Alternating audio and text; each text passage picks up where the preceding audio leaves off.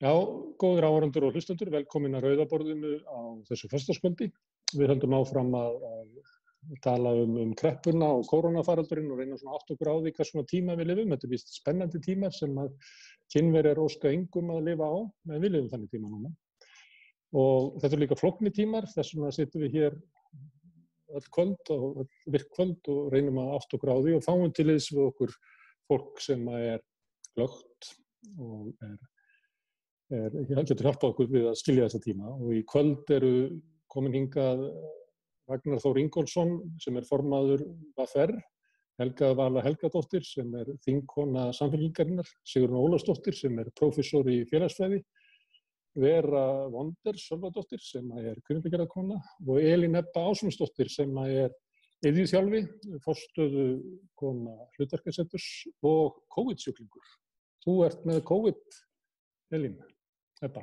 Já, ég ætlaði ekki að næla mér í að fjanda en hann kom baktir að megin í formi heimsóknar vina míns sem skildi okkur 3 eftir í valnum og þetta er bara rosa lífsreynsla að hafa lent í þessu Ég hef aldrei trúað því að hvað þetta hefur áhrif á geðheilsuna. Ég tel mig vera nokkuð þokkalega til geðheilsunar en þetta hefur bara ráðist alveg rosalega á geðheilsuna því að þetta er svona veikindi sem að það er enginn sem veit í rauninni hvert ferli að þetta er svo einstaklingsbundið og svo batnar mann aðeins og svo bara versnar manni og ég man á tímabili þá bara var ég búin að gefast upp og ég horfði út um gluggann og hugsaði mér veiran er búin að sigra mig, ég gefst upp, ég get ekki meir, nú bara bíð ég eftir hvað koma skal. Samt hef ég aldrei verið það alvarlega veik að ég þurfti að leggjast inn eða neitt svoleiðis. En þetta hefur rosalega áhrif á að því maður veit ekkert hvað þetta er og hvernig þetta hefur áhrif á mann og hvernig maður getur barist gegn henni. Ég er búin að vera núna næstu 3 vikur og maðurinn minn er búin að vera næstu mánuð. Svo að já, þetta er mjög skrítið og líka bara vera svona hrifsað út úr daglegu lífi og rútínan og allt sem maður gerir til að halda heilsunni bæði líkamlega og andlegu, það getur maður ekki gert lengur. Maður er ekki í návist í það, ef ég verið að tala nú fyrir bara brotna í niður Maður getur ekki verið, ég á 2 stráka sem búa ekki heima, ég ekki geta verið í neinu samskipti við þá að maður getur notað símann og svona. Ég var fyrst þegar ég var í sóttkví, þá var ég í tengslu við skjólstæðingana. En þegar maður veiktist, þá gat maður það ekki heldur, Það er bara einhvern veginn, orkan fer í það að reyna einhvern veginn að halda sig gangandi, passa að borða, drekka og fara á klóstið og svona allar þessar basic þarfir, Ég ætla ekki að tala meira um það. Nei, þú ert dottinn bara yfir og bara sinna frumþörfum. Já. En segðu mér, ertu ekki á því sem kallað á blaðamannafundunum göngudeild Landspítalans, COVID-göngudeildin, hún ekki bara heima hjá fólki og svo hringir læknir einu svona dag? Það er hringt annarkvöld dag nema að sé eitthvað annað í gangi og ég vona að þessi reynsla sem kemur núna af þessu, að við getum fært þessar lækningar meira í þetta form vegna þess að það hefur verið alveg gífurlegt öryggi að það er einhver sem hringir í mann og maður er líka með símanúmer sem maður má hringja í og ég man þarna eftir ég greindi þá var ég alla nóttina að búa til erfðaskrá af því ég var svo viss að ég er ein af þeim sem myndi deyja því ég er að fylla upp statistíkina líka að það leið ekki nema klukkutími eftir ég var búin að tala við hjúkrunarfræðinga það var geðlæknir sem hringdi í mig og ég hélt að ég var nú bara að tala um basic hluti en þau eru mjög næm á að pikka upp hluti og að maður fái strax þannig að þessi þjónusta sem ég er búin að fá núna og fjölskylda mín ég vona að við getum nýtt eitthvað af þessu í framtíðarheilbrigðisþjónustu eins ef ég verið með eitthvað app þar sem ég skrifa niður einkennin og það er farið yfir á hverjum degi og maður er sent það sem búið að fara yfir þetta er gífurlegt öryggi ég er svo líka þegar maður eldist og svona að þá á að gera miklu meira af þessu en ég finn það að ég nenni ekki að skrifa allt inn það er hreyfing og að drekka vatn og borða og allt svona ég er bara verið upptekin af einkennum þannig að það hittir val en ég sé þarna bara mjög mikla nýsköpun í framtíðinni að heilbrigðisstarfsfólk komi meira til þín á svona þennan hátt heldur en að þú þurfir alltaf að fara á stofuna ég sé þarna fullt af möguleikum Já, Vera, þú ert eiginlega á hinum endanum og þegar Ebba er að skrifa erfðaskrá taka á móti dauðanum að þá komst þú með nýtt líf í heiminn. Þú átt dóttur sem hvað? Hún 2,5 mánaða held ég núna. Eiginlega jafngömul COVID-faraldurinn. Já, Hvernig það að maður svona viðkvæmur þegar maður hræddur og svona þegar maður með lítið ungvið í höndunum?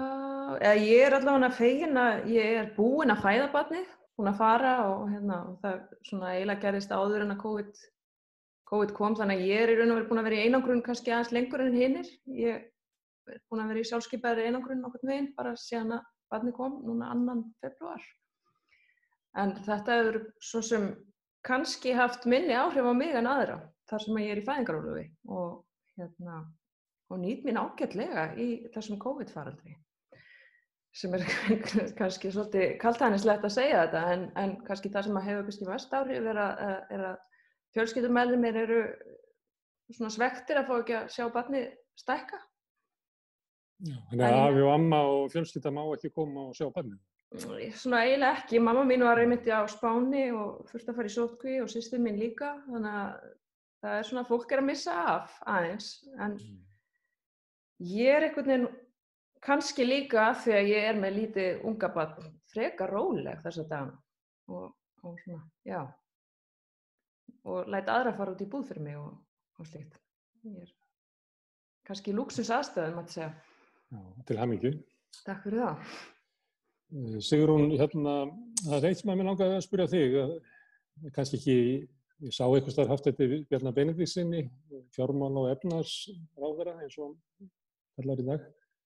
Hann sagði að hann þekkti engin gögn það að kreppa færi með þá sem að stæðu illa. Kannt þú eitthvað að segja okkur úr félagsfræðinni þetta? Hvernig erfitt efnahagsástand leggst misjafnlega í ólíka hópa? Ég verð að biðja það að sitja á með mút. Það að passa mig sérstaklega þessu.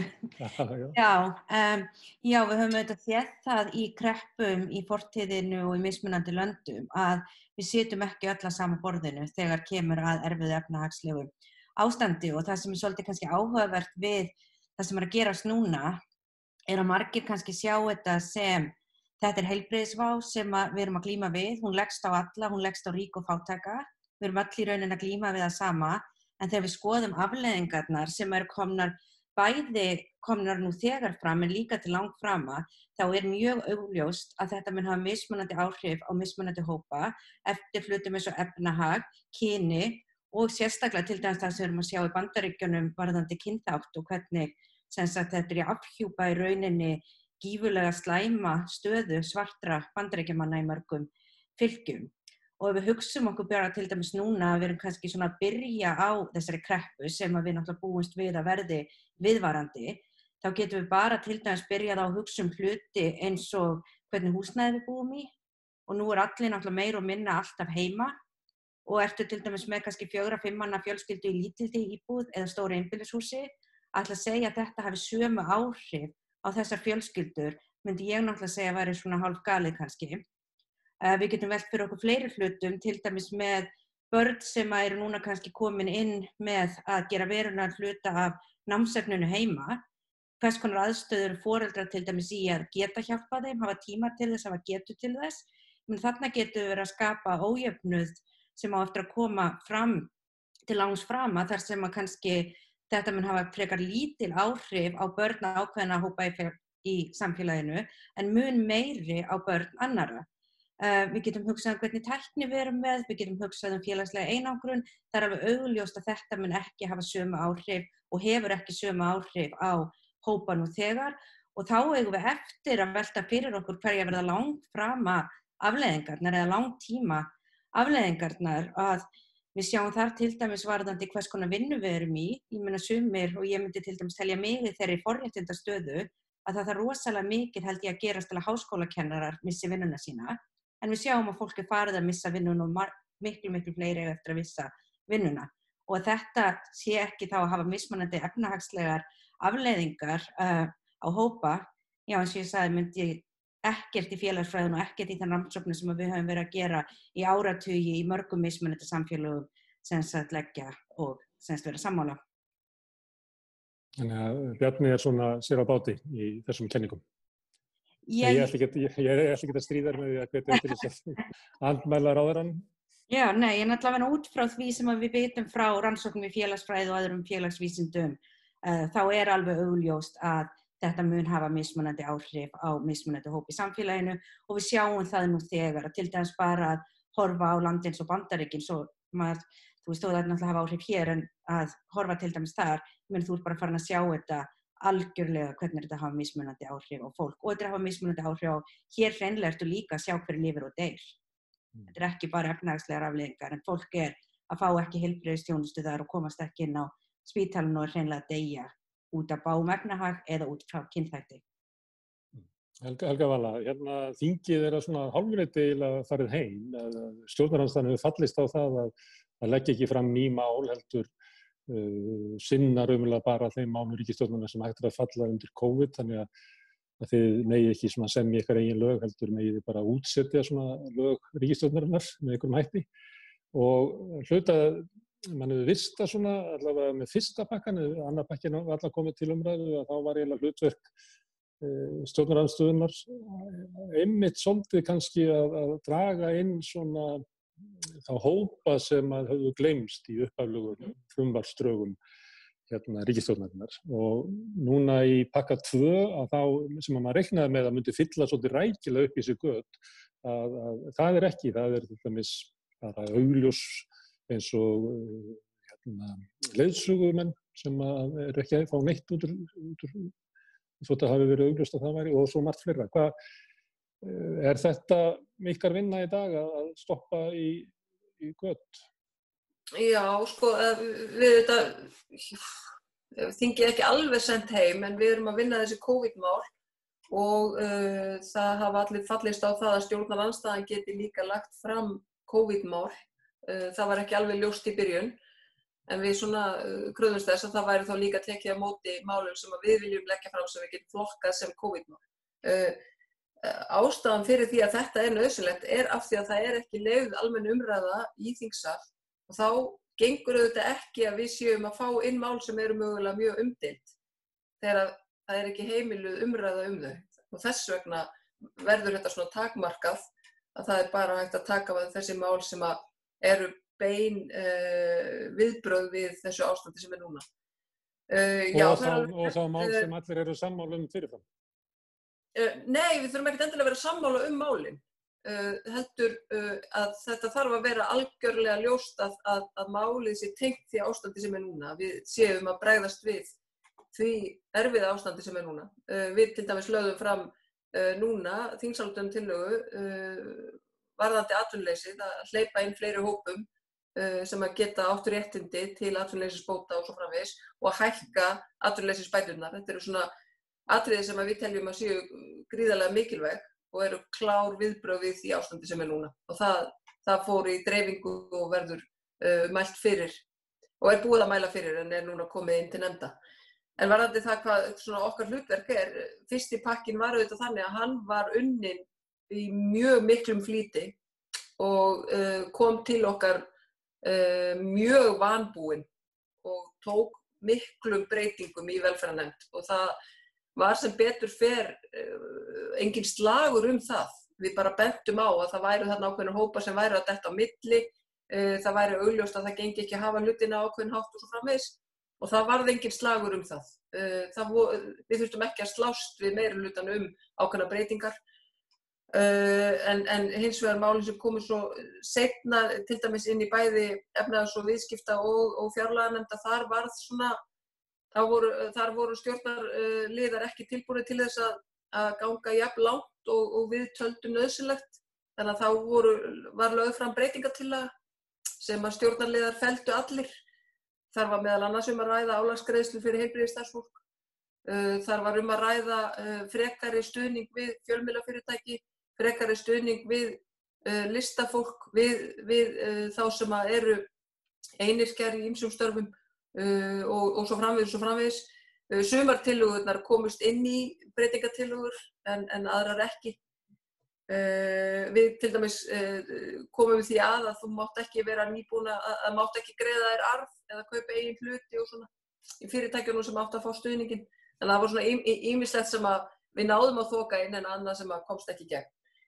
Og varðandi þennan pakka sem kom núna þá einhvern veginn, það var mánaðar meðganga, rúmlega mánaðar meðganga og það kom svolítið óvart hvað hann vanbúinn og einhvern veginn, mér líður svolítið eins og ég sé stödd á einhverju svona túni, rútstúni og það flugvél sem flýgur yfir og það 17. júní og það búið að henda niður hérna töggum, karmelum og sumir grípa karmelur en rosalega marga karmelur fara bara út í skurð og kemur ekki neinum að gagni en það alveg sami kostnaður við þetta. Það rosalega mikið af peningum en óbáslega ófókusirað. Bara svona búið að dreifa þessu svolítið en einhvern veginn ég hef áhyggjur af því að það sé lítil hugsun og lítil heildar yfirsýn yfir aðgerðirnar sem við erum að fara í sem eru mjög dýrar, nauðsynlegar en verða ómarkvissar. Ég hef áhyggjur af því. Ómargir hópar sem detta á milli. Ragnar, ég býst við að verkalýðshreyfingin sé að reyna að koma ýmsum málum þarna að en því að Helga var að tala svona ómarkvissar aðgerðir þá hefur það komið fram svolítið svona með vaxandi þunga bara á síðustu 2-3 vikum að hluti af þeim aðgerðir sem áttu að vera í fyrsta pakkanum sem áttu að vera ríkisábyrgð sem var síðan veitt í gegnum bankakerfið að reglurnar það voru ekki ágreiddar á Seðlabankanum bara fyrir en í lok síðustu viku og ég held að þannig að það hefur ekki eitt einasta lán farið ennþá út af þessu og það séu að bráðum að verða núna 5 vikur síðan þetta var ákveðið. Eru þið í verkalýðshreyfingunni einhvern veginn að reyna að meta það sko hvað af þessum aðgerðum raunverulega eru komnar í gang því að það má ekki alveg treysta sko ráðherrunum því að þeir halda því fram að svo sé að þetta gangi vel en þó svo að allir kannski viti betur. Eru þið eitthvað á vakt á því að sjá hvað af þessu komið í gang?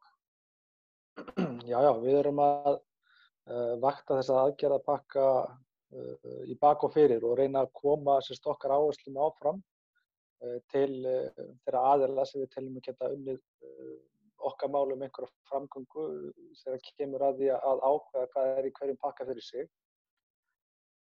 Og eins og ég segi, þetta sko á þess að fara kannski að nýta þennan tíma sem við höfum í að ræða þessi mál að þá held ég að Helga var að koma ágætlega inn á kannski hver raunverulegur vandi það þetta samráðsleysi og einhvern veginn þá sko sýnist mér verkefni bara á því kaliberi og þeirri stærðargráðu að það þurfa bara fleiri að koma að í að ákveða hver forgangsröðin og það þarf bara einhvern veginn, ég veit ekki hvort að ég kalla þetta bara svona neyðarstjórn eða eitthvað slíkt með aðkomu stjórnmálaflokkana og verkalýðshreyfingarinnar og mögulega atvinnulífs líka, hugsanlega lífeyrissjóða, að það sé einhver bara vinnuhópur sem skipaður í að láta greina það sem þarf að greina. Við vitum að umfang málsins á stærðargráðu sem okkur óraði ekki fyrir þegar þetta fyrst kom upp og fréttist fyrst af þessum smitun og þessar veiru í Asíu eða í Kína. Við erum að horfa á líklegast stefnir í að verða eitt svartasti mánuður eða mánaðamót í sögu vinnumarkaðarins. Við eigum jafnvel von á því að hér verði þúsundir uppsagna fyrir mánaðamót. Það aðgerðir sem að stjórnvöld hafa núna komið með varðandi lán til fyrirtækja eins og bendir réttilega á hafi ekki skilað sér. Þetta ekki funksjónin í hugmyndafræðinni ekki að virka. Við vitum það að lítil og meðalstór fyrirtæki þau hafa ekki fengið þann aðgang og þann stuðning í gegnum bankakerfið sem maður hefði ætlað þeim að þeim fengi vegna kjölfar af lækkun á bindiskyldu og hlutverki bankanna í að útdeila stuðningi til fyrirtækja og svo framvegis.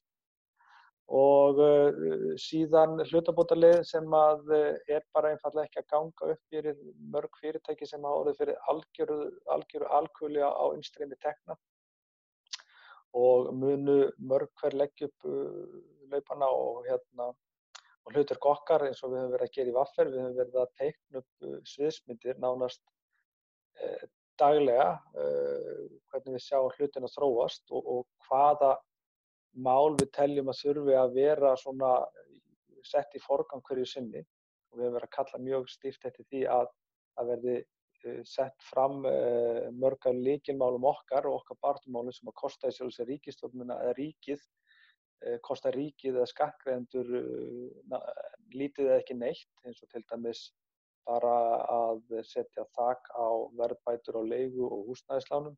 Þetta ákveðin lýðheilsusjónarmið sem að þarna liggja líka fyrir, þar sem að það minnkar í sjálfu sér óvissuna sem margir hverjir eru mjög hræddir eftir að hafa upplifað kannski stökkbreytingu skulda eða heimilismissi hér í eftirmálum hrunsins.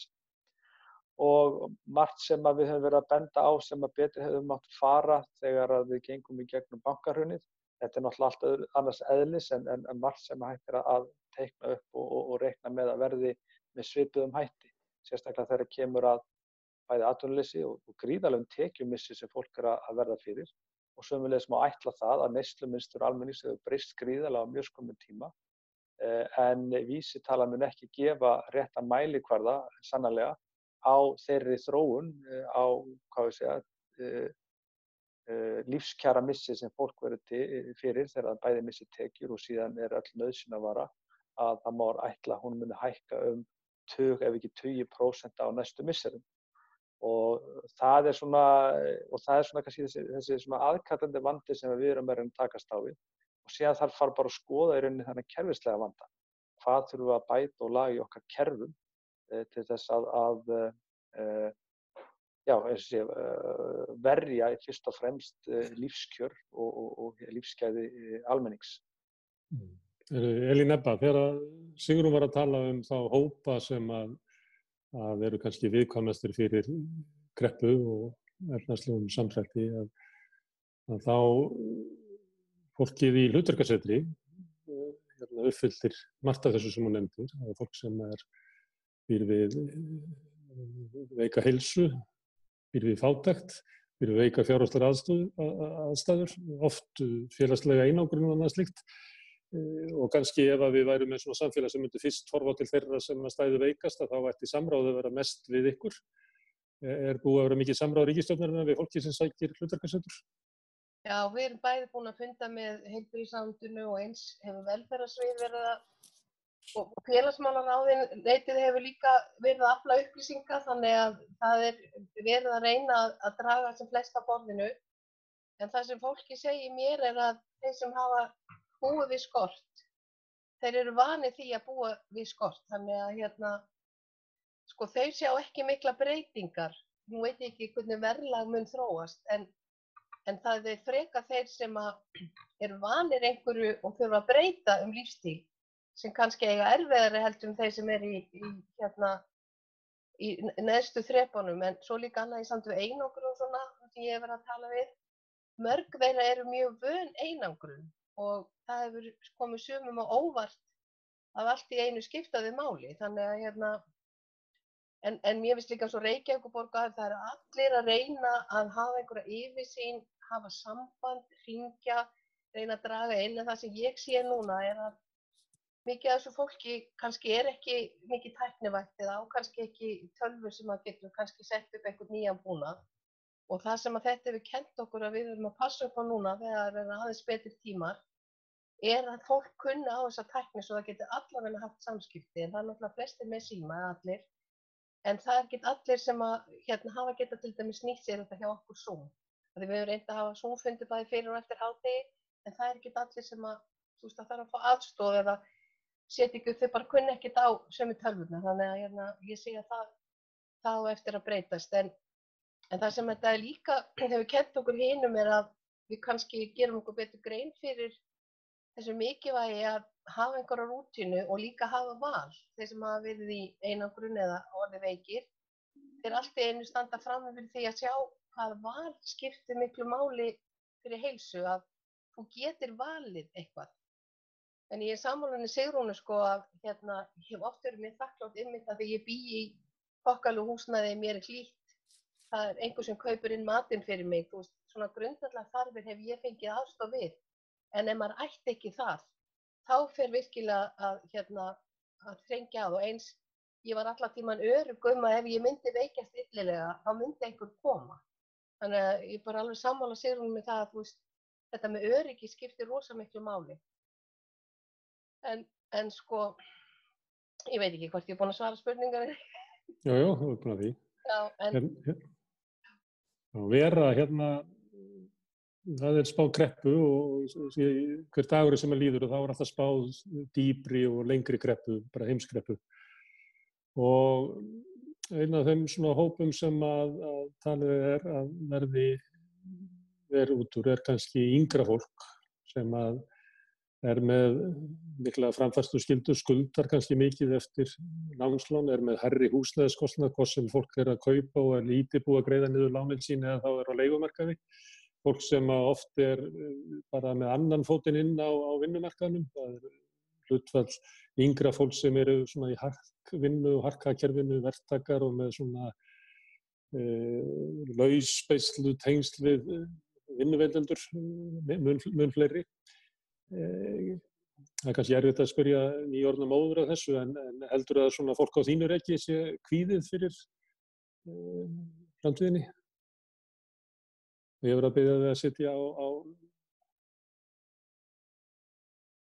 Sko, bæði og. Það er gaman að þú kallir mig yngri kynslóðina, það er ágætt.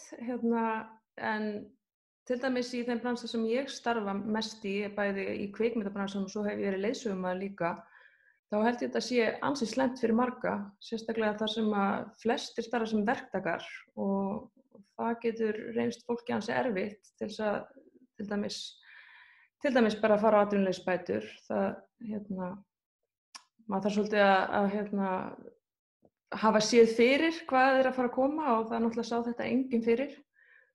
Ég held að kvikmyndabransin sem náttúrulega bara eiginlega alveg stopp núna, hann á eftir örugglega að fara mjög illa út úr þessu og fólk sem þar starfar. Sömuleiðis auðvitað leiðsögumenn og þessi fyrirtæki sem við erum búin að vera að tala um. Svo talar leigumarkaðinn, það er kannski eitt jákvætt sem að gerist þegar ferðamenn hægt að koma hérna, þá kannski lækkar þessi leiga sem náttúrulega búin að vera himinhá allavega á höfuðborgarsvæðinu og bara nánast ómögulegt fyrir fólk að ætla sér að vera á leigumarkaði í þessari borg núna. Þannig að það eru kannski hlutir sem eru jákvæðir þarna líka, en auðvitað held ég að mjög margir munu hafa það ansi slæmt. Þú veist að það er ekki gefið að leigan lækki. Það eru dæmi það í kreppu víða í heiminum að segjum til dæmis, og það hefur verið að fara minni eftirspurn eftir atvinnuhúsnæði í Reykjavík marga mánuði og mörg misseri áður en að kórónukreppan kom, en samt lækkaði ekki verðið vegna þess að fasteignafélög gátu ekki lækkað því þá þurftu að endurmeta efnahagsreikning sinn, þá höfðu lánin fallið á og þau höfðu fallið á bankana, en svona héldu bankanir í lífi og þannig að þú getur verið með húsnæðiskreppu en ennþá hátt verð. Já, nú er ég bara að dæma út frá vegna þess að ég sjálf verið lengi á leigumarkaði og er inn á svona hópum inn á Facebook, svona leigumarkaðshópum og ég sé það nú þegar að fólk er að auglýsa stórlækka verð á íbúðum á höfuðborgarsvæðinu og oft líta þær einmitt út fyrir að vera svona lítil hótel, svona lítil Airbnb íbúðir sem að hafa kannski þar sem fólk er að missa tekjur af núna í sumar. En hvað segir þið þessa svona kynslóðaskiptingu? Það er svolítið rætt þetta í útlöndum, kannski sérstaklega svona í Bretlandi og í Bandaríkjunum, þar sem að harkkerfið hefur haft svona afgerandi áhrif, þar sem að stór hluti af ungu fólki raunverulega bara með annan fótinn inn á húsnæðismarkaði, annan fótinn inn á vinnumarkaði, skuldut eftir nám og raunverulega í miklu veikari stöðu heldur en að foreldrakynslóðin hafi verið á sama tíma. Haldið þið að kannski þetta ástand eigi eftir að afhjúpast í kreppunni? Hversu illa raunverulega staðið svona efnahagslega að foreldrakynslóðinni sem að ala upp börnin? Ég kasta boltanum upp sem ég taka. Já, sko það auðvitað áhugavert og hefur verið síðustu 5 til 10 ára að horfa á ungu kynslóðina í rauninni vaxa úr grasi og vera í miklu verri aðstæðum en kynslóðinu undan. Þetta er nýtt í sögulegu samhengi. Af því að venjulega er það þannig og það á að vera þannig, allavega í svona svona eðlilegu árferði að kynslóðin sem kemur á eftir hefur það í rauninni aðeins betra og aðeins betra. En húsnæðismarkaðurinn hefur valdið því að þetta hefur verið svona rosalega bjagað. En ég held að sé alveg rétt sem að verður að segja varðandi leiguhúsnæði og ég fylgist líka með þessu sko. En það er líka þetta sko þegar að það fóru þetta 2500 íbúðir út af markaðnum inn í Airbnb hagkerfið bara á einu augabragði.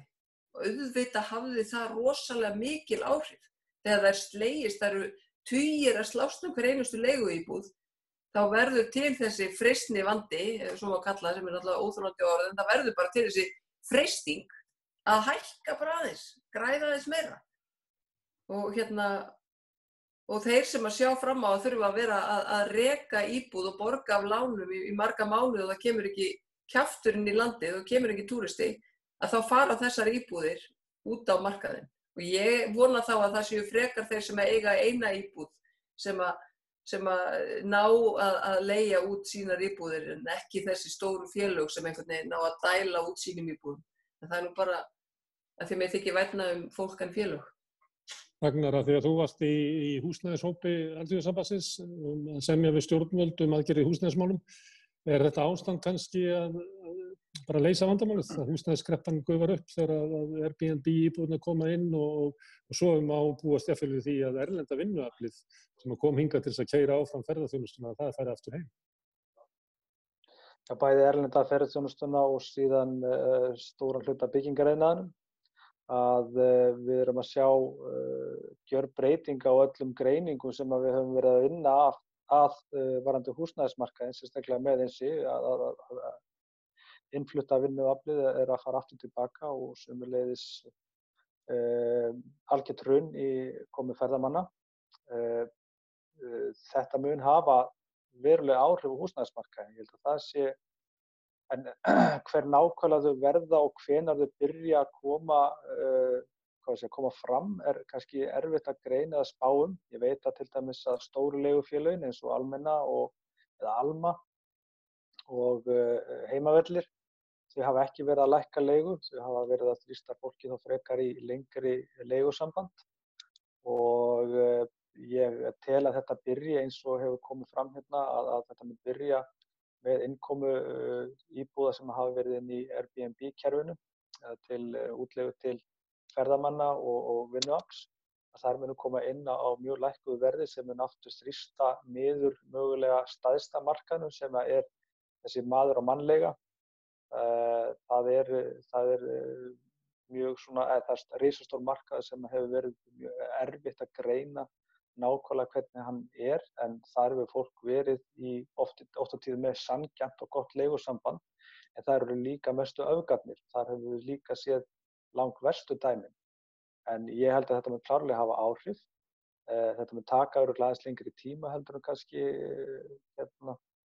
maður myndi vilja sjá, en að sama skapi getur þetta líka verið skammvinn niðursveifla þar sem við vitum svo sem ekki hvernig hagkerfið mun reiða af eftir niðursveiflu og ef okkur tekst að finna bóluefnið að komast yfir þennan veirufaraldur fyrr en seinna, hversu og hvort þetta ástand muni hverfa til fyrra horfs sem ég held að sé í sjálfu sér held ég að ferðamynstur fólks almennt og bara lífsmynstur mun hafa varanleg áhrif. Við höfum rætt að við erum með mjög virka nefnd innan VR sem við köllum framtíðarnefnd. Hún hefur verið að greina í sjálfu sér gig-hagkerfið eða hark-hagkerfið, tæknibreytingarnar, breytingar á störfum, hvernig við ætlum að vera þátttakendur í þessum breytingum og við höfum verið með mjög metnaðarfulla menntastefnu sem hefur tengst þessum tæknibreytingum sérstaklega í verslun. Og sömuleiðis hefur við líka verið með á stefnuskráni eins og varðandi styttingu vinnuvikunnar.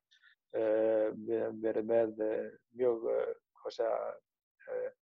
framsækna lýðræðisstefnu, þar að segja vinnustaðalýðræði, þannig að starfsfólk fái virkan aðgang á stjórnum fyrirtækja, sæti í stjórnum meðal annars og sömuleiðis líka erum við að sníða núna stefnu sem snýr að því að eins og að geta til dæmis í Argentínu í síðustu hrunum hrunhagkerfisins þar að starfsfólk geti tekið yfir fyrirtæki í staðinn fyrir að eigendur fái afskrif og svo framvegis, að það bara stefna sem við erum að vinna nú þegar. Þannig að við erum að svona reyna að teikna eitthvað framtíðarstef, svona samhliða því að slökkva elda, og þetta svona, já, það sem við erum að gera í dag og greining okkar á svona þróun og húsnæðismarkaði. Ég held að sé alveg rétt sem kom fram áðan að leiga mun lækka, hversu mikið og hversu lengi það mun vara, mun líka ráðast af því hvernig aðgerðir stjórnvöld almennt í húsnæðismálum verða. Það er að segja, munum við nýta tækifæri núna og láta sér hluta af innviða uppbyggingunni snúast það að byggja til dæmis hagkvæmt húsnæði fyrir fyrstu kaupendur og þá sem að lentu utan húsnæðiskerfis eftir hrun. Það mun hafa mikil áhrif líka á framtíðarstefið. Við vitum að þetta er einn mikilvægasti liðurinn í að minnka kostnað launafólks.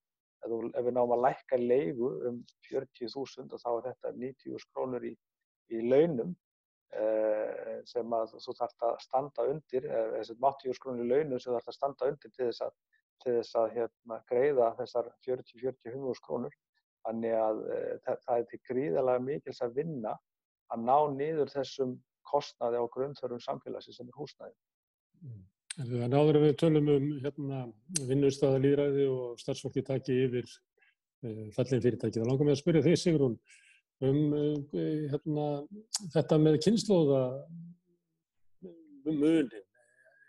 Eru til einhverjar íslenskar rannsóknir mismunandi efnahagslega stöðu kynslóðanna og kannski svona hvað áhrif það hefur á hugmyndið þeirra, afstöðu?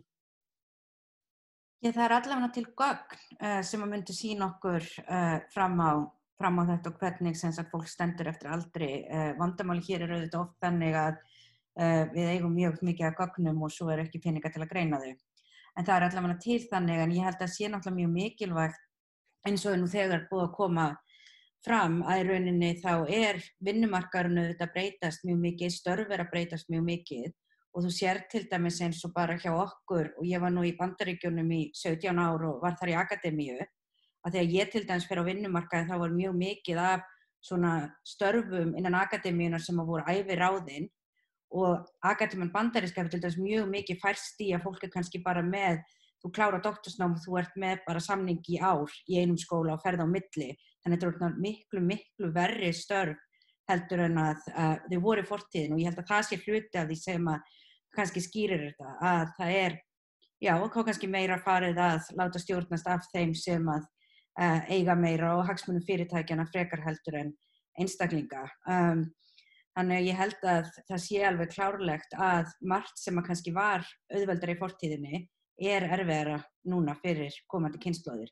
Og auðvitað svona hlutir, ef þú hugsa bara að það hefur alltaf verið kreppur, en ef við hugsum að það er ekkert mjög langt síðan við vorum hér með kreppuna, það eru rétt 12 ár, og svo kemur þetta sem ég held að sé bara allavega stefnir í það að vera stærra heldur en eiginlega nokkur hefði getað ímyndað sér fyrir nokkru mánuði, og hvernig áhrif þetta eftir að hafa, hversu langvarandi það eftir að vera, og bara hver áhrif það hefur á bara líðan okkar og efnahag og framtíðarhorfur landsins og heimsins alls, því hér erum við náttúrulega í rauninni með allan heiminn undir.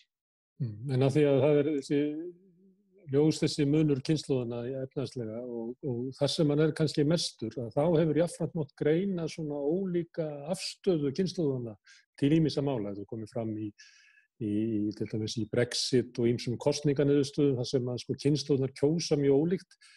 Er ekki ræturnar að þessu ólíka sjónarmiði kynslóðana að einhverju leyti í ólíkri sko efnahagslegri stöðu og að fólk upplifi sig ekki alveg í þessum margfræga sama bát?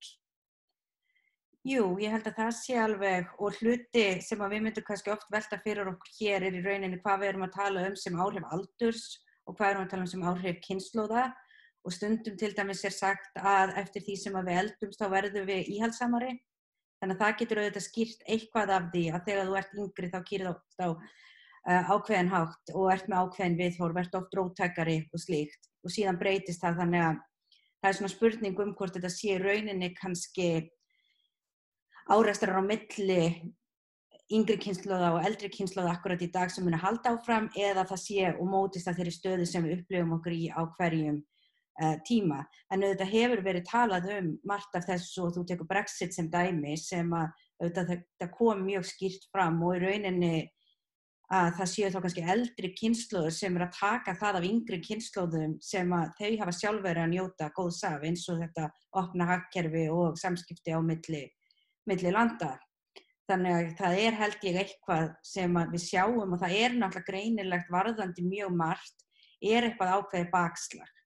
Að það greinilega þannig að margir og kannski ákveðnir hópar í samfélaginu og sem hafa kannski verið þessir hefðbundnu valdahópar að finnast þeim vera að missa tökin, að upplifa það að þeir skipta ekki jafn miklu máli, það eru alls konar aðrir hópar farnir að hafa rödd í samfélaginu og við sjáum þetta kannski einna skýrast sem að hefur verið sett í samband við til dæmis eins og kosningu Donald Trumps, þar sem að hefur auðvitað verið tengt við til dæmis svona mikið af þessum hugmyndum til dæmis fundið í ákveðnum ríkjum sem að hafa orðið frekar undir efnahagslega miðað við önnur þar sem stig menntunar lægra og sjáum til dæmis þar stuðning hjá minna menntuðum hvítum karlmönnum sem að í rauninni kannski finna svona ákveðin samhljóm í því sem Trump að segja. Og ef við hugsum til dæmis bara slagorðið þú gerum Ameríku frábæra aftur, þá getum við auðvitað hugsað okkur fyrir hverju erum við að gera hana frábæra aftur erum við að fara til 1960-70. Það aðalega þá fyrir hvíta karlmenn sem að voru í góðum störfum. Og við erum þá að minnka í rauninni að hluta til, og við sjáum ennþá mjög mikinn ójöfnuð í samfélögum, þá ekkert hægt að efast það, en hefur minnkað að minnsta kosti að því leyti að fleiri hópar hafa rödd í samfélaginu og að komast til áhrifa, hvort sem það út frá kyni eða kynþætti. Helga Vala, Sigrún segir að fólki hætti til að vera íhaldssamara með aldrinum. Ert þú að verða íhaldssamari? Mér finnst þetta ótrúlega skemmtileg umræða og að í rauninni erum við að fara aftur í þessa spurningu sem að þú komst með Smári í byrjun varðandi það þegar fjármálaráðherra Bjarni Benediktsson segir að þetta ástand hitti alla jafnt, því það svo sannarlega ekki. Það mikill ójöfnuður bæði í heiminum og líka á Íslandi og það ég meina sumir finna ekkert fyrir því ástandi sem núna nema bara að komast sjaldnar út að borða og fara sjaldnar eitthvað í gymmið sko. Þannig að þetta eru ótrúlega ólík áhrif. Það sem líka áhugavert að það ákveðin hópur sem að kannski Bjarni hluti af en fleiri líka sem að skilja ekki ungt fólk og ég ekki að setja mig á einhvern stall að ég skilji ungt fólk en mér finnst það mjög áhugavert að fylgjast með miklu stærri hópum sem að eru ekki svona föst í þessum efnislegu gæðum sem eru ekki alltaf bara að velta fyrir sér að kaupa eitthvað, að eignast einhvern sófa og eignast húsnæði, heldur eru meira að hugsa þessu svona upplifun og að lifa og finna og vera til.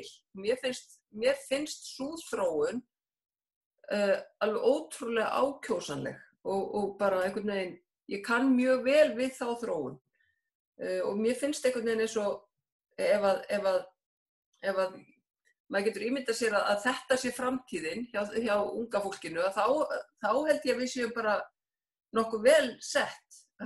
Mér finnst eins og það sé minni materialismi í gangi hjá ungu fólki heldur var bara fyrir áratug eða 20 árum. Mér finnst það mjög jákvæð þróun. Það má segja að það sé ekki bara ríkissjóður sem sé vel undir kreppuna búin, heldur sé unga kynslóðin mjög vel undir búin vegna þess að hún hefur ekki svona ekki þau viðhorf, hún gæti lifað af kreppuna. Já. Stríða aðeins. Já, ég meina, þú veist í rauninni, sko, það ekki þetta ofboðslega efnislega kapphlaup, en á hinn bóginn, þá langar mig líka að fara inn í það samtal sem var í byrjun við Elínu Ebbu til dæmis, varðandi það ég hef líka mjög miklar áhyggjur af afleiðingum þessa áfall sem við erum í núna á geðheilsu okkar allra og ekki síst geðheilsu unga fólksins og ég hef talsverðar áhyggjur af fólki sem algjörlega orðið lost í sínu námi. Það eru ekkert allir sem að hafa þennan aga að mæta á hverjum degi í fjarkennsluna eða í fjarvinnu og ég hef mikla áhyggjur af einangrun, einhvern veginn að fólk einangrist og ná ekki einhvern veginn þeirri viðspyrnu og ég hef áhyggjur af langvarandi afleiðingum hvað varðar geðheilsun okkar. Ég verð að segja það. Má ég spyrja einu sem meiri áhyggjur af því. Já, en má ég spyrja aðeins að öðru sem að Ragnar nefndi, hugmyndir það að aukið lýðræði á vinnustöðum, aukið vald verkafólksins. Þetta eru svona hugmyndir sem að voru ríkjandi í sósíaldemókratíunni svona fram til 1980, fram að nýfrjálshyggju og sem hafa svolítið verið að lifna upp núna undanfarið. Við getum ekki lifað í lýðræði samfélagi að við göngum alltaf inn í eitthvað týranní þegar við höfum í vinnuna, að almenningur eigi bara að kröfu á því að sitja í stjórnum fyrirtækja og svoleiðis. Þetta er umræða sem að sósíaldemókratían hefur nefnilega ekkert sinnt áratugum saman. Er Samfylkingin til í að svona rífa sig upp og fara í endurskoðun í tengslu við þessar hröðu breytingar sem eru að verða á hugmyndum ríkisvaldið og samfélagið sem að fylgja hvernig þessari kreppu og umræðunum á hvaða tímapunkti verður? Já, ég nenni ekkert að vera að sparka í einhvern veginn þá sem að voru á undan mér. Einhvern veginn, mér finnst það eitthvað asnalegt. En ég held, mér finnst samt kannski bara að flokkurinn finnur vel þessa deiglu og er einhvern veginn til í hana. Allavega það fólk sem ég er svona að spjalla við þarna inni. Og að bæði þessi valddreifing og þess vegna kannski er ég líka pínlítið spælt út í ríkisstjórnina að vera með svona þröngt sjónarhorn og svona lítið samtal af því að við verðum að gera þetta saman og við eigum að dreifa völdunum betur, alveg klárlega. Og þá erum við að tala dreifa völdunum líka til bara alls starfsfólks og allra. Ég meina, mér finnst mjög gott að fylgjast með verkalýðshreyfingunni rísa upp. Mér finnst það ég fæ mjög góða tilfinningu fyrir því. Vera, það er svona hafa verið við höfum verið að ræða svona breytingar sem hafa verið og kannski einhver leyti sem að verða núna. Hefur þú tilfinningunni fyrir að kórónavírusinn og kreppan sem að fylgir inni muni valda straumhvörfum í samfélaginu eða heldur að við verðum bara komin í sama ástandi í haust aftur? Og ég vona ekki. Ég vona bara að þetta muni leiða til góðs. Eins og Helga var að segja, ég held að verandi mjög ómaterialísk sjálf, finnst mér þetta ágætt á okkur að vissu leyti. Að hérna á Íslandi þar sem allir eru að keppast við að kaupa og vinna í sínum hamstrahjólum. Þú veist, það er bara kannski ágætt að þegar fólk fær afsökun til þess að stoppa og ég er ekki að gera lítið úr því að þetta eiga margir mjög sárt að binda og munu eiga. En ég held að við ættum að líta á þetta sem tækifæri líka fyrir komandi kynslóð sem ég er einmitt þessa dagana mjög mikið að spyrja mig hvort að það sé gaman að fæðast inn í þennan heim akkurat núna eins og hann er. Og hvort að maður eigi að vera... Hvert er svarið? Er gaman að fæðast inn í þennan heim eins og hann er? Ég er búin að vera að spyrja mig, ég get ekki svarað því. Ég hef virkilega verið að velta þessu fyrir mér. Hvort að ég hafi verið að gera rétt með að koma með þessa mannesku hérna inn. Fyrir mig að sjálfsögðu, ef ég hugsa bara egoist, en hvað með hana? Ég veit það ekki. Sigrún, má ég spyrja þig, hvort að þú erum við að lifa spennandi tíma svo kallega? Eru svona djúpstæð vatnaskil í samfélaginu og hugmyndum okkar það, hugmyndum okkur ríkisvaldið og samfélagið? Já, ég held að svari við því sé óneitanlega að við séum að því og allavega svona minni lífsleið þá er þetta það stæðsta sem að ég hef upplifað og sem félagsfræðingur þá er þetta svona stæðsta sem þú ert að horfa á eins og við hefum náttúrulega komið inn að hér. Þetta er ekki bara á Íslandi, þetta er að fara bara út allan heim og þetta er að breyta í rauninni öllu varðandi líf okkar og til dæmis bara hugsa sér í janúar að það væru kannski 3 flugvélar að fljúga til Íslands. Þetta er óhugsandi.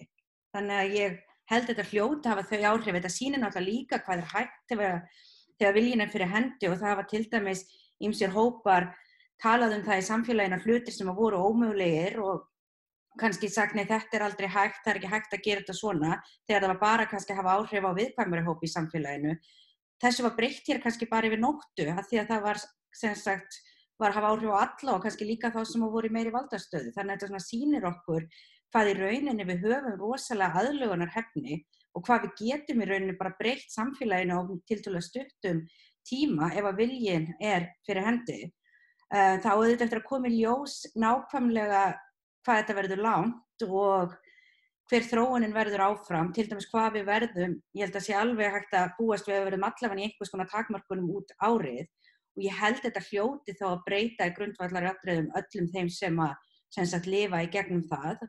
Þetta afhjúpar náttúrulega mörgu leyti hvar við erum veik fyrir og hversu sterk kerfin okkar eru og ég held að þó að við getum sagt ýmislegt sem betur mætti fara í íslensku samfélagi og íslensku kerfunum, þá það samt að sýna í rauninni hvað velferðarkerfi okkur og heilbrigðiskerfið sterkt í samanburði við kerfið í mörgum öðrum löndum og það náttúrulega rennur hugurinn fyrst í Bandaríkjunum þannig að út í rauninni bara sjá algjört niðurbrot. Þannig ég held að sé mjög spennandi að sjá þar til dæmis hvað gerist í kosningunum í nóvember og hvort að þetta muni hugsanlega vera það sem að mun breyta Bandaríkjunum meira í átt að Evrópuríkjum og til dæmis að fara að sjá eitthvað bara eins og að heilbrigðisþjónusta sé mannréttindi átt eftir að koma til dæmis því loksins í gegn. Síðan auðvitað kannski hluti af manni sem alltaf svolítið svona, cynical eða þannig bara að, verðum við komin í sama pakkan eftir 3-4 ár og þá hugsa ég kannski til eins og bara varðandi kreppuna. Mér fannst eins og núna 2018-19, við vorum komin í svolítið svona 2007 feeling. Þannig að við varst farin að sjá svolítið af þessum merkjum og einhvern veginn ég var farin að efast einhvern veginn, við læriðum ekkert af kreppunni til langframa. En að sama skapi þá held ég að þetta sé bara miklu stærra heldur en það því að þetta bæði að hafa áhrif á efnahag okkar, líf okkar, störf okkar og í rauninni allt sem við vitum hvernig við virkum sem manneskjur í samfélaginu. Elín Ebba, það nokkru öryrkjar sem hafa sagt svona undanförnum dögum og vikum svona, það nú ekki mikið breyst hjá okkur, að eina sem hefur breyst að fólk að upplifa það sem við höfum alltaf upplifað sem svona einangrun og að vera kannski bundin á heimilinu, ekki hafa mikið umleikis og þurfa að hafa svolítið mikið bara fyrir lífinu. Ef við horfum frá sjónarhólið þeirra sem að koma til ykkar í hlutverkasetri, það 2007 bóla og svo hrun og svo svona uppgangur í ferðaþjónustunni og svo kemur kóróna og svo kemur kreppa og breytist eitthvað sko? Mér finnst ekki breytast mikið hjá þessum hópum vegna þess að þegar það hafa verið góðæri þá þeir aldrei fengið að njóta góðs af og ég var einmitt að hugsa núna að það var að vera að benda mér á síðasta ríkisstjórn, hún vildi svona minnka bakkan á þeir sem væri mest veikir og setja þá sem væri minnst veikir og þeir borga til dæmis fullt gjald hjá sérfræðingum og fyrsta lyfjaskammtinn sinn.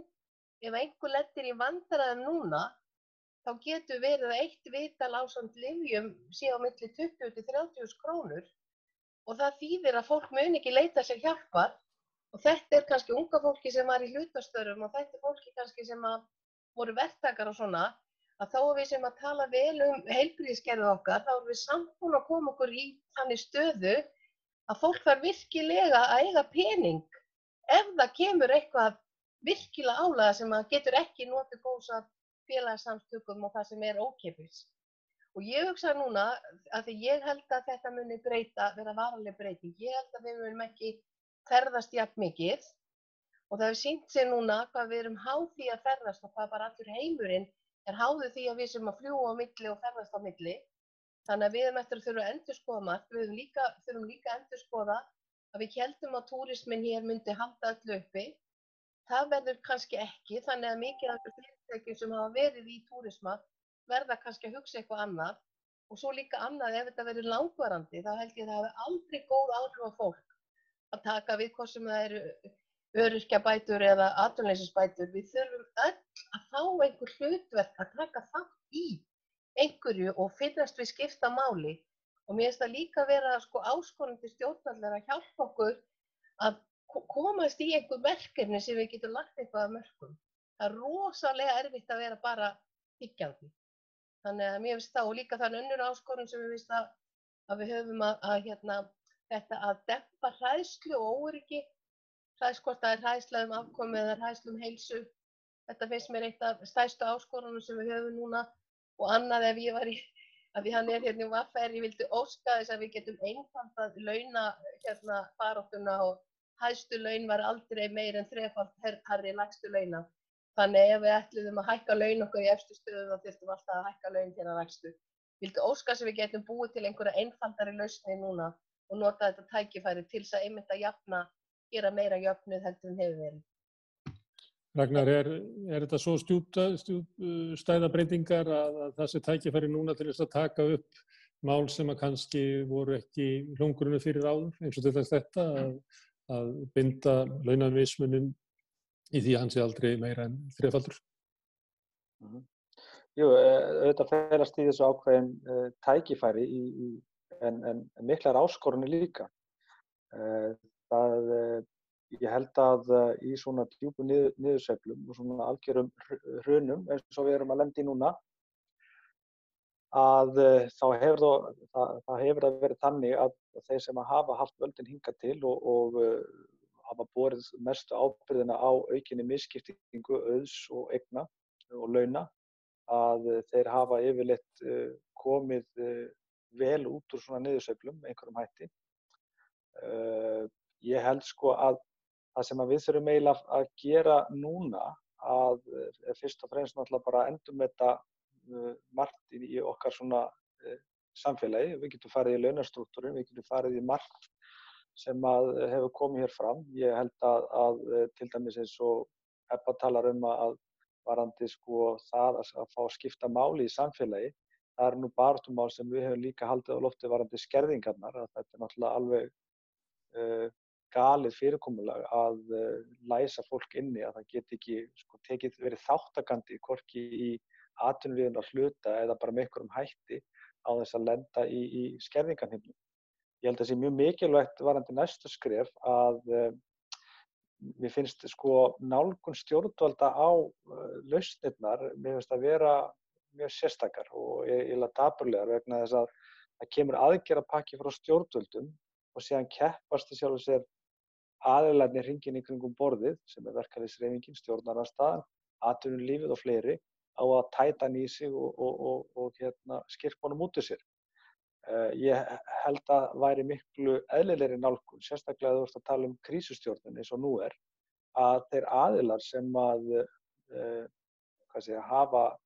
er að gæta hagsmuna stærstu hópana eins og til dæmis verkalýðshreyfingin og stjórnarandstaðan sérstaklega líka og síðan atvinnulífið, að það séu allir að þessu borði og hér sé ekki búnir til aðgerðapakkar, hér eru búnir til lífskjarasamningar. Lífskjarasamningur 1, lífskjarasamningur 2 og þá erum við borðið að smíða ekki bara aðgerðapakkana sem að margir hverjir hafa áhrif á lífskjör okkar og mögulega og eins og Vera kom inn á, þú veist, ég meina afkomandi okkar, allt sem við gerum í dag getur skipt máli fyrir komandi kynslóðir og þess að þetta skiptir máli fyrir okkur líka bara upp á trúðurleika og upp á einmitt þessa hvernig við ætlum að vinna þetta, að við séum bara öll við borðið og það sé ekkert sent frá nema menn séu sáttir og þá, þú veist, að það sé ekkert okkur án okkar eins og við þekkjum. Og þess vegna finnst mér skipta alveg gríðarlega miklu máli að við náum að brjótast út úr þessum vinnubrögðum sem eiginlega úrelt og við erum með mjög ógæfulega stöðu. Mér finnst það ógæfulegt að vera með þröngan hóp fólks sem að taka ákvarðanir sem geta skipt samfélag okkar öllu máli næstu áratugi og komandi kynslóð jafnvel. Við höfum aldrei verið í sama bátnum, þetta er svo fáránlegt tal.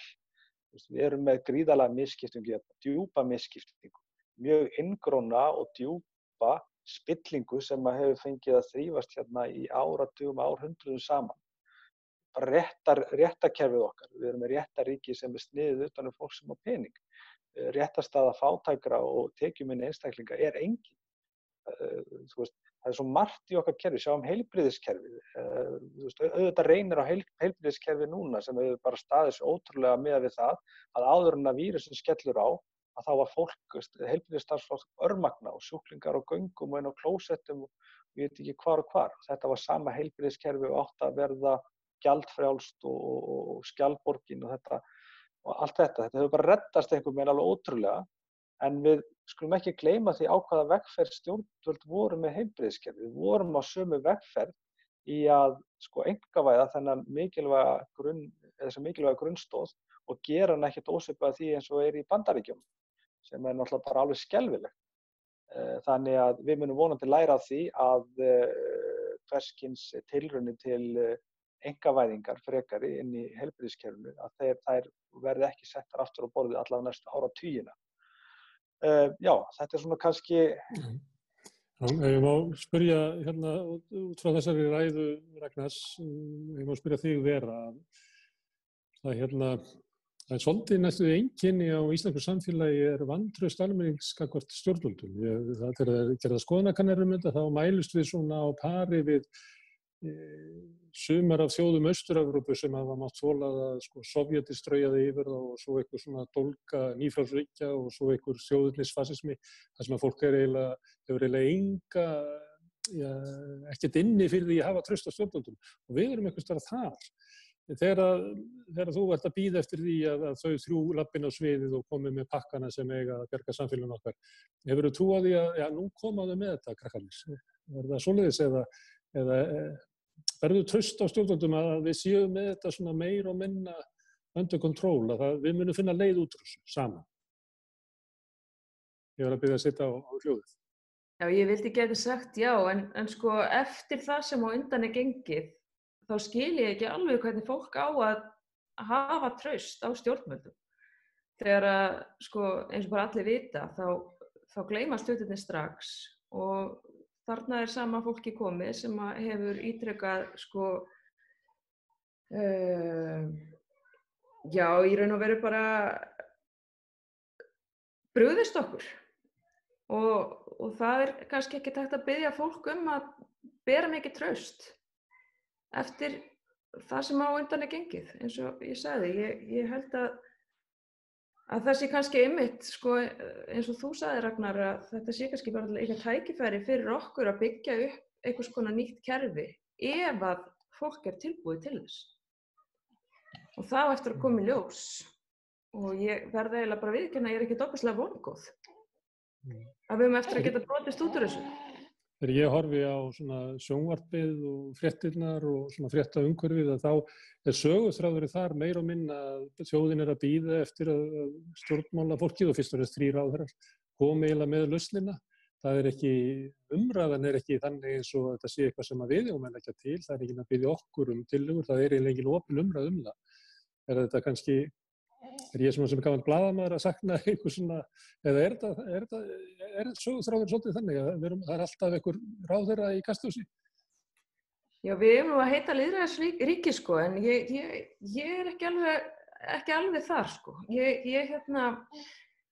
Ég held að við hafum verið ansi fljót að gleyma og í raun og veru þá finnst mér þessi atburðarás sem hefur átt sér stað að, sko, fólk sem hefur, sko, brotið af sér ítrekað sé ennþá við sko stjórnvölinn finnst mér bara eiginlega alveg ótrúlegt. Og við erum alveg sér að báti með þetta og ég skil ekki okkur Íslendingar láta sko valta svona yfir sig aftur og aftur. Helga Vala, ég reikna með að þú hefur komið inn í stjórnmálinu ekki vegna þess að þið fannst stjórnmálinu svo glimrandi fín, heldur þú komst inn í stjórnmálinu að þú vildi breyta þeim eitthvað. Hvað ertu komið langt ef við segjum að þú vildi fara 100 eða hvað ertu komin í svona, ertu komin í 10 eða 3 eða 30? Já, kannski 8. Það þannig sko,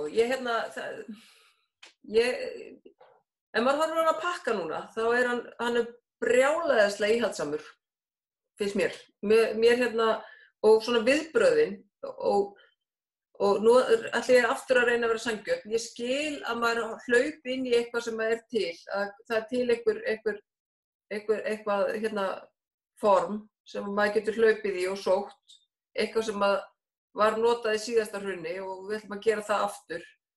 En það sem ég finnst svo skrítið er að það er engin hugsun, sko, getur verið að við getum gert betur og við getum bætt við.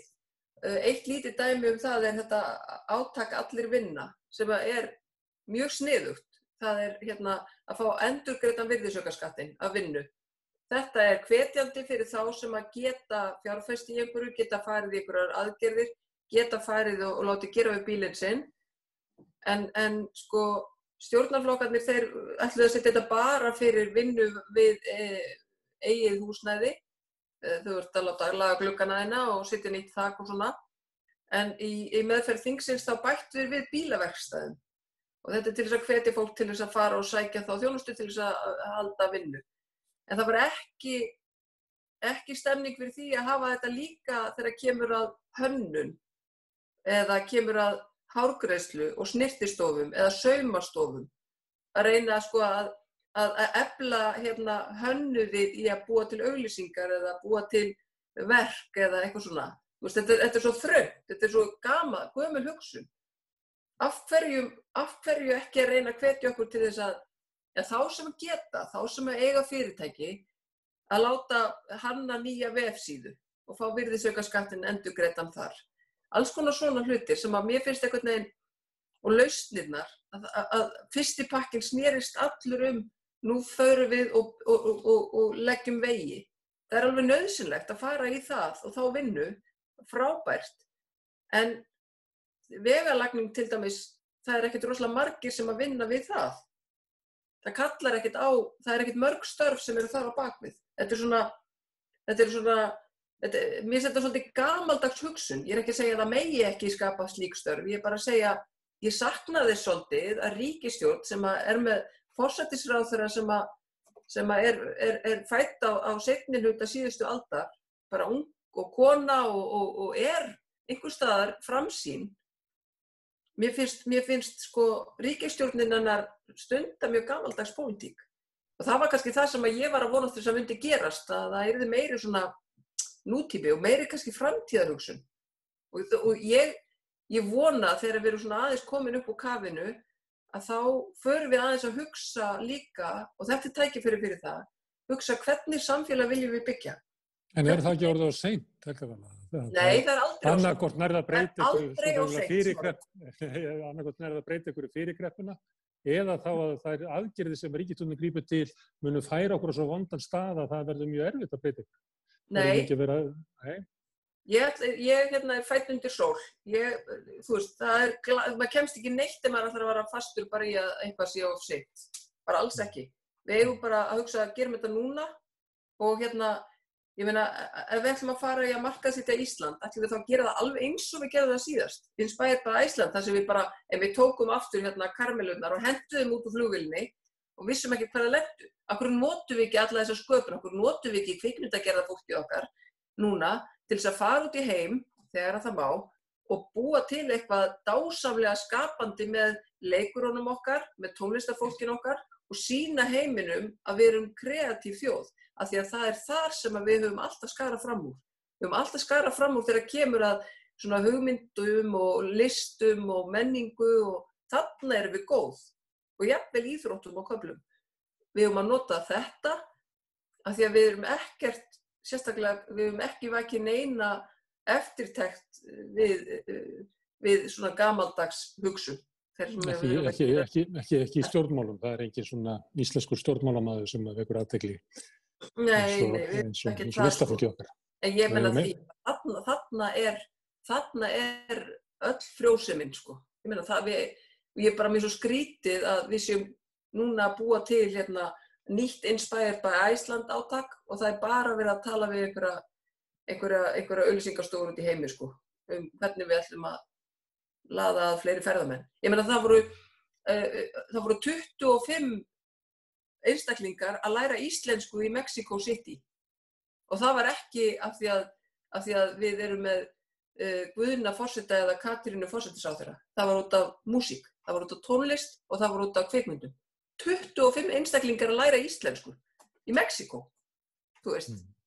Þetta er, og öll ætluðu þau að koma til Íslands að sjálfsögðu og nota íslenskuna sína. Þetta er ríkidæmi okkar.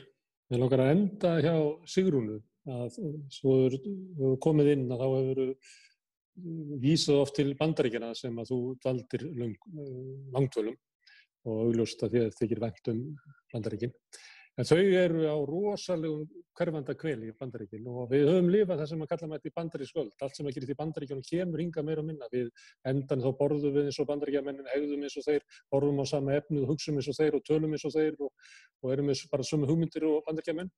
Heldurðu að er það ein af straumhvörfum sem að verða að Bandaríkin mögulega missi þessa svona stöðu í heiminum eða er vondið þess að Bandaríkin kannski leiði endurvakninguna, leiði einhverja lausn að einhverju betra samfélagi sem að við síðan trillum á eftir eins og við höfum gert síðan nýja mannréttindarinnar?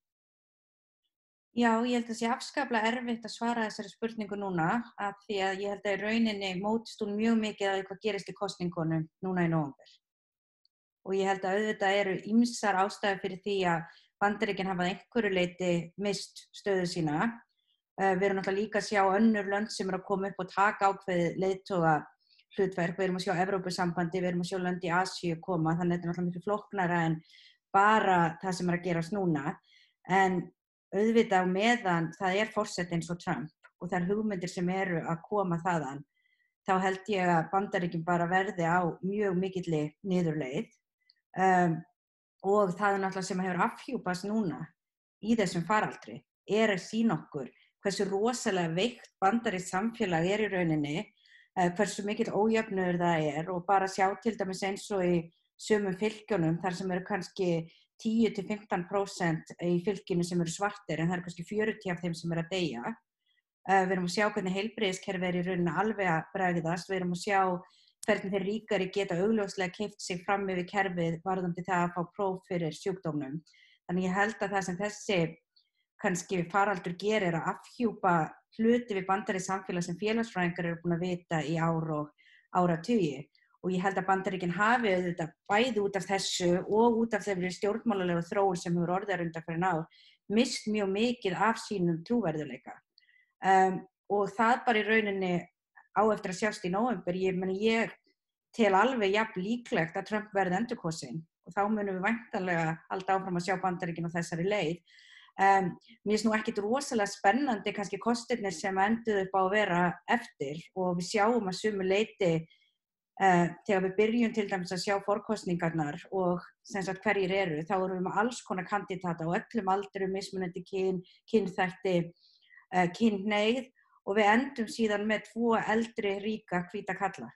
Þannig að þú veist, mér finnst rosalega lítill svo sem spenningur til dæmis varðandi það að hugsa Biden sem næsta forseta Bandaríkjanna, þó að ég veist að ef að það verði þá náttúrulega förum við kannski að sjá meira svona traust á Bandaríkjunum og uppbyggingu þar. Og svo auðvitað stóra spurningin svo eins og kannski varst að koma inn á. Er þetta nóg? Er þetta nógu stórt fyrir hinn almenna Bandaríkjamann að fara að krefjast meira réttlæti í kosningakerfinu, meira réttlæti í heilbrigðiskerfinu og í velferðarkerfinu? Þannig að það bara er eitthvað sem er empírísk spurning. En að sumu leyti myndi ég kannski segja að ef þetta gerir það ekki, þá hvað? Og ég meina ef þetta vekur ekki okkur öll upp hvernig heim og samfélag við viljum, þá bara er eiginlega ekki neitt sem að geta gert það. Það horfir ekki allir sömu augum á Trump að til dæmis Morgunblaðið, elsta dagblað á Íslandi, ég ætla ekki að segja virtasta, að það skrifar leiðara og Reykjavíkurbréf ágæti Trump. Stjórnvöld hér leggja mikið upp úr samskiptum við Trump-ríkisstjórnina og ég held að sé á leiðinni tillaga það að byggja upp herskipahöfn fyrir Bandaríkjaher hérna út á Reykjanesi. Þannig að það er ekki svona eins og öll heimsbyggðin hafi gefist frá Trump. Það er hluti af heimsbyggðinni sem horfir bara til Trump sem hugsanlega hans í lausnin. Ekki það sem hann kemur á eftir honum, eftir glundrónum sem hann veldur, heldur getur hann bara sjálfur verið lausnin. Já, hann auðvitað einhverju spilar sig líka þannig en ef þú til dæmis skoðar skoðanakannanir ég meina til dæmis hér á Íslandi, ég hef náttúrulega ekki séð það nýlega, en til dæmis myndi ég telja verulega lítill hluti Íslendinga myndi hafa rosalega mikið álit á Trump og ég held að það sé, svona mátt segja, almennt Evrópu. Við sjáum auðvitað ákveðin svona kannski samsvörun á milli Bretlands og Bandaríkjanna varðandi þetta og við erum alltaf að sjá svona pólitíkus að koma upp í mjög mörgum löndum og aftur kannski tengist það á því sem ég var að segja að kannski er eitt af því sem við erum upplifað núna er að við erum svolítið að sjá kannski svona þetta, uppgerð þessa gamla heims þar sem var ákveðin valdastrúktúr og ákveðinir hópar í samfélaginu sem klárlega höfðu völdin og við vorum jafnvel ekkert að efast réttmæti þess að þeir hefðu þessi völd og þessara nýju tíma þar sem eru fleiri raddir, þar sem við erum að berjast fyrir auknum jöfnuði og mannréttindum og svo kannski hendur inn í þá mynd einhverju eins og COVID-19 heimsfaraldri þannig að það er náttúrulega bara algjörlega augljóst að næstu mánuður og ár verða gífurlega spennandi en líka afskaplega erfiðir fyrir marga. Já, í hinni eilífu baráttu góðs og ills. Ég þakka ykkur kærlega fyrir að eyða tíma með því að spjalla við mig og leyfa hlustendum að hlýða. Við erum náttúrulega með svo stóra spurningar á borðinu að það engin ætlast til þess að við komum með svör við neina af þeim. Þess vegna getur verið skemmtilegt að tala þær. Helga Vala Helgadóttir, Sigrún Ólafsdóttir, Vera Wonder Sölvadóttir, Elín Ebba Ásmundsdóttir og Ragnar Þór Ingólfsson. Kærar þakkir. Og hlustendur þakka ég kærlega fyrir að hlusta. Næst á dagskrá á Samstöðinni þáttur hér í hádeginu á sunnudaginn. Þá mun Ögmundur Jónasson vera með þátt sem heitir Kvótinn heim. Ég verð svo aftur hér á mánudaginn klukkan 8 og þá verða aðrir gestir en líklega bara sama umræðefni. Það kreppan sem að koma. Takk fyrir í kvöld og góða helgi.